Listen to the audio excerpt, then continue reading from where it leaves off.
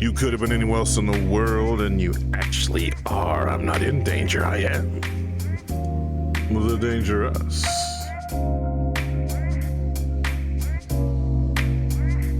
Greetings and salutations. Thank you for being a man. If you hear that, it's very likely you will never hear that again. Being a man is criminally taken for granted. I was reflecting on that earlier, how much that real true masculinity, I'm not even sure if it's ever really been at the forefront of American society, at least. There's TV and cowboy movies, and Clint Eastwood was quiet, but I don't think so. In any event, we were talking yesterday about telling on yourself, past, present, and future, how your conduct, your behavior, and your words tell about your past, tell about your future, and tell about what's going on in the present, as well as tell a woman what she can expect for her present and her future. Again, this is not a reason to modify behavior. You should only modify your behavior if it is a decision that benefits and affects you outside of women. This is a very crucial point because a lot of guys, they want to get money so they can get women. They want to get muscles so they can get women. They're not doing it because it will benefit them. Now, there's an additional component that I saved for part 2 to telling on yourself past, present, and future. And that is inside of the rest of the world. Now, I'll illuminate. Have you ever met a man who was just great with women? And it just seemed like the nigga couldn't miss. I think I've only met one guy like that in my lifetime. And it certainly wasn't me. But like, he was good, young, good middle age, and he'll be great when he was older. And it was hard to figure out, like, what is he doing? And what is he saying? What's he doing over here? And how's he acting? And all this. And of course, his behaviors and his words and his thoughts told a woman about the past, present, and future. But there's another component, because I could take that man and put him in the club and he's still good. I can take that man and put him in a grocery store, still good. A new college campus, still good. Maybe with some older women, 40s and 50s, still charming, still good. Now, it's tempting to say that it's just the man, and it's just who he is, and it's all on his mind because he's a king in his mind. But I submit to you that his behaviors translate across all women.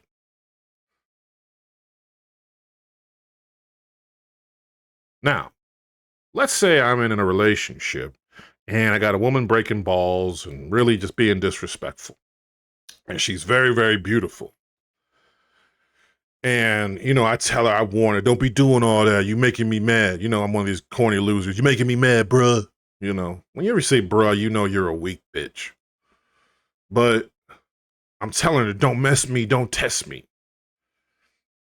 Now, if I hold it down and I really check this bitch, like I'm just like, I get the fuck out of my apartment, or, I just never fuck with this bitch ever again. Yes, that's telling her, I did that in the past. I'm doing it now. She can expect me to stand up for myself and hold my ground. As an aside, standing on your square is really about defending yourself. It really is. It's not just, this is my standard, and all those things too. But are you going to have your own back or not? And if you can't have your own back, how the fuck are you supposed to have her back? If you can't stand up for what you believe in, that you know to be true, just because a bitch is good looking, you'll fold.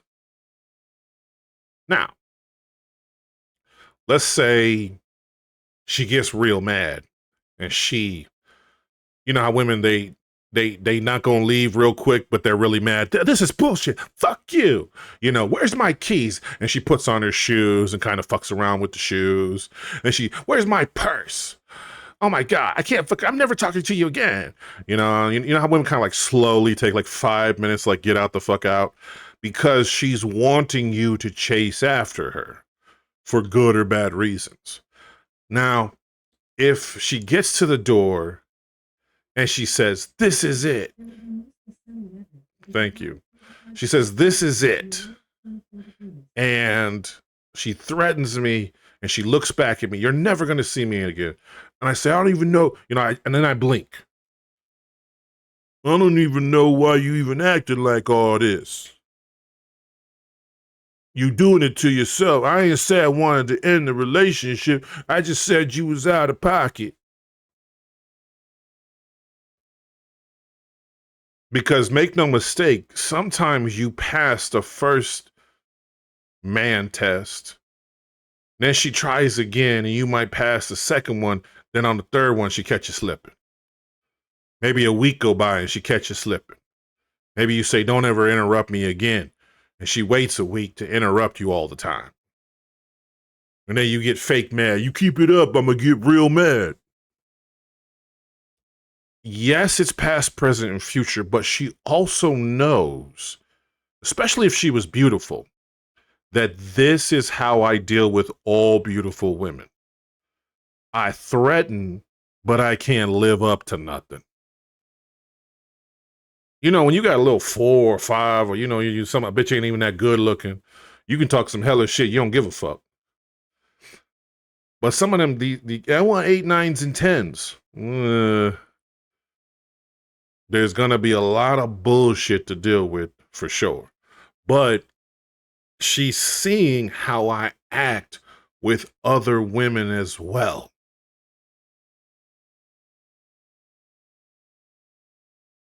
Let's say I fucked a bitch, I make love to her because she's beautiful, and then I'm staring in her eyes like it's a sunset, and I'm sweeping her hair behind her ear, and I'm smiling. And she says, "Why are you smiling? Why are you so happy?" And I'm just like, "Oh, it's just like being here with you." She knows this is how I commonly behave across other women. So I can make a threat going forward to leave. But she knows I'm not leaving to a great deal of success because I was kind of a chump with her. I really overvalue a woman's beauty and I'm addicted to the pussy. She knows that that's how I'm going to process the world and be out there with other women too.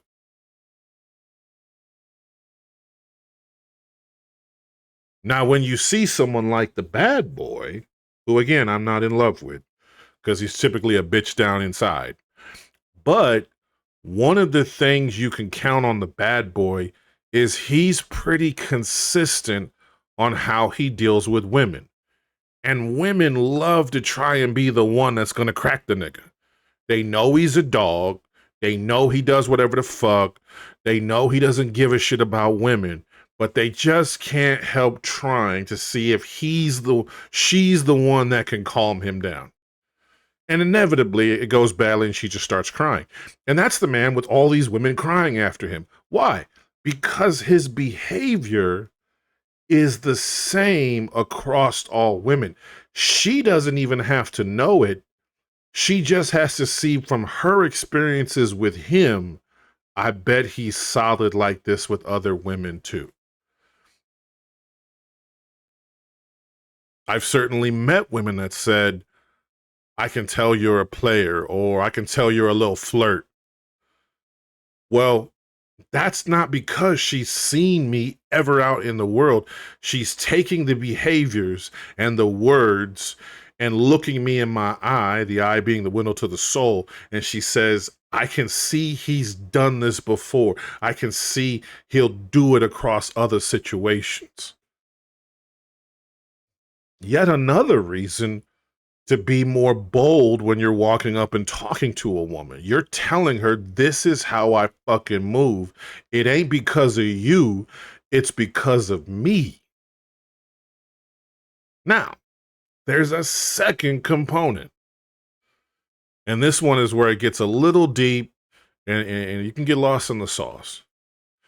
But if I am weak with that woman,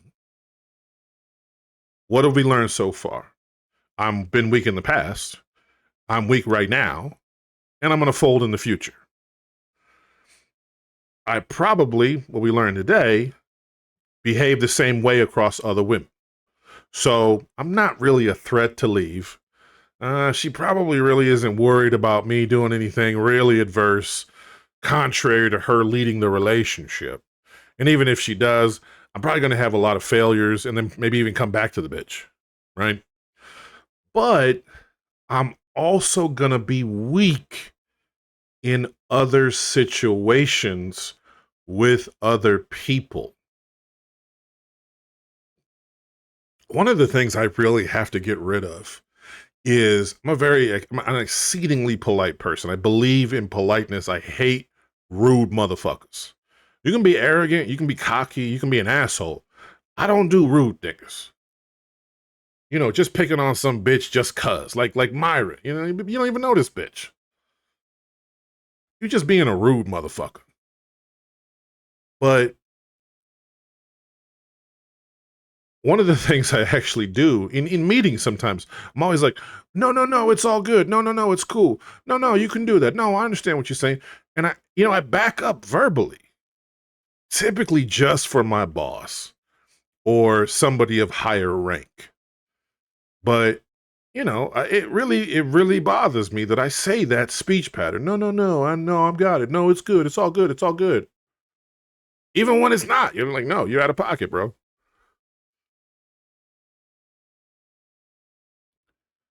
Even just that verbal phrase indicates within me that there are other situations that I might back down in. That's the tricky part and the scary part of behaviors. That typically you are a cluster of bad behaviors. And this is where it just gets fucking scary when you start thinking about it.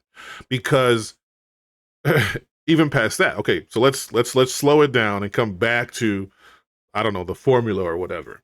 Past, present, and future, I'm telling about mine and I'm telling her hers. But also I'm telling how I act across all women. And I also tell her how I act across a lot of situations. And it seems unfair because I can guarantee you a woman isn't picking up on that consciously. And she's not saying, oh, I got him to back down and he's going to let me chew my bubble gum whenever I want, even though I don't like it. Now I can run this nigga. I don't think it's that conscious with a lot of women. But unconsciously, that behavior is translating. If I back down to her here, I'm going to back down likely to other adverse situations. And it's not always just people, it's the situation. Okay, take my situation where I said, no, it's all good, it's all good. That seems like a goodwill gesture. I'm being a decent dude at work. But it also means that at least in work situations, I will defer to a lot of leadership. And I'll probably defer to something that is unfair. My boss could say, come in and work Saturday and Sunday. And I'll be like, what the fuck? But I won't say nothing. Now, typically, I always do say something if they tell me to work Saturday. Man, fuck that shit. But I might get roped into other projects because that boss implicitly or explicitly knows Russ is an agreeable type nigga. Oh, nobody wants to do this project. You know who won't give me a lot of pushback? Russ. See how it all starts to connect? Now, if I'm weak at work, maybe under adversity, I'll fold with women.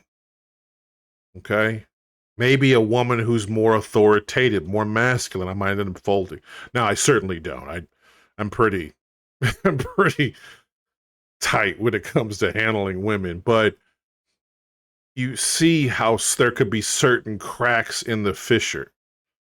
Even if I go and she sees me with my family, and when it comes to my mother, I'm just this pussy ass nigga.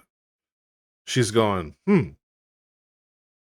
tough with me, tough with some people out in the street, kind of a little bitch for his mom. What other situations and what other women are allowed to run him like this? A lot of cats are talking about congruent behaviors. Your behaviors need to line up with your words, need up with your actions. That's absolutely true. But it also has to be congruent across varying situations and varying adversities. One of the reasons why standing on your square, even though you might lose out on the bitch, is so powerful with women is because they see that even when something is threatened or taken away from you, you're just going to rely on you, and you don't break that rule for nobody. Coming back to Tony Montana yesterday, I got my word and I got my balls. I don't break them for nobody. And he says that to the big guy, Sosa. I don't think Sosa necessarily liked the arrogance, but what did he say? He said, I like you. There's no lying in you. So what he was seeing is this is how he deals with everybody. I can trust him across multiple situations. I can trust him to act the same with other people. So something just as small as behavior patterns can tell a huge, wide-ranging story about me as a man. It's scary when you start thinking about it. How many times have you told somebody something without telling them? Or who have I been telling this story to without telling them? Now, there is certainly a third component, and we will touch on that tomorrow.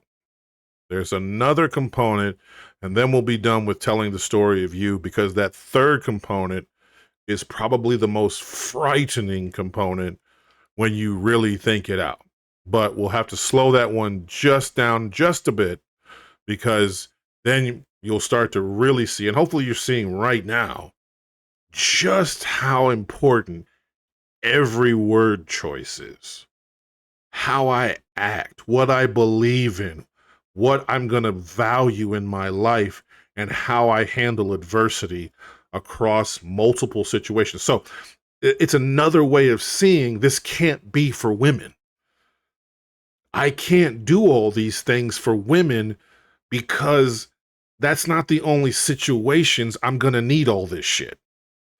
If I say I'm confident, I'm going to need confidence in all kinds of talking to the doctor and talking to people at work and talking to motherfucking women in the street and all these things. All of these little things line up. Now, it's scary because I wouldn't really go down this well with other people and say, oh, that sentence he said was a bitch. That means he's weak. I hate this nigga. You can go down the well too. But with me, I can be accountable as fuck.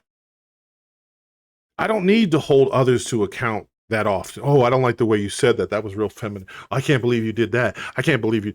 No, I got to be accountable to me and ask myself, how do I handle this across all women? How do I handle this in real life? If this was the street, how would I move? How do I deal with my family? And all the people in my life, from my friends to my family to the women on the team, should be able to tell a similar picture of who I am as a man, because I only move the one way. It's simpler, but it's more difficult to do. It's really something to think about. A lot of times, at least back in the day, and probably now, I don't really do too much dress up, but you might get dressed up because you're going on a date. But then I go to Hy-Vee and I'm wearing gym shorts and shit. Right? Inconsistency, but what across all situations. Well, across all situations, I have varying codes of dress and varying effort. That's not good. Across women, maybe I get all pumped up for one. I don't do this, but maybe I get all dressed up for one who's real fine, and the other I just wear like jeans and some flip flops and shit because I don't move the same way across all women. That's going to have implications for other behaviors and in other situations. So it's really important that you drill down and really ask yourself, what kind of behaviors have I been emitting, showing to people? What kind of man have I been showing women? What am I consistently showing women? I could be consistently showing women I'm a fucking loser. But what are the other situations I'm also showing that weak behavior? And then how do I remedy that mentally? And then through my words, and then through also my behavior. Remember, we're getting away from actions. We are using the word behaviors. In psychology, there's a very popular, whatever the fuck, called behavior modification. Training new patterns of behavior so that other things line up. The mind finds justifications. The words start to change. Everything changes. But I've got to look at my specific behaviors and also realize the importance of what I'm telling people across situations. I can be telling a one woman that I got cheated on 17 times. That is another bunch of other situations, but I'm also telling her this is how I move across women. Now, if I tolerate cheating across women, what other situations in real life do I tolerate being disrespected and violated? What other situations don't I remedy? Because I really haven't remedied my sex game and my ability to navigate and deal with women. I haven't remedied that. What other situations haven't I remedied? What other people do I also allow to walk all over me? It gets big and deep if you want to take it there. It's a scary place. Honesty and accountability is the scariest place probably for most human beings, which is why women really just never do it. And it is the underappreciated, rare gift of a real man who holds himself brutally accountable across multiple situations and people, and holds himself accountable to the same behaviors, thoughts, and words across multiple situations, multiple women, and under adversity. Shit gets deep if you want it to get deep. In any event, it's your boy, the DR. Thank you for listening.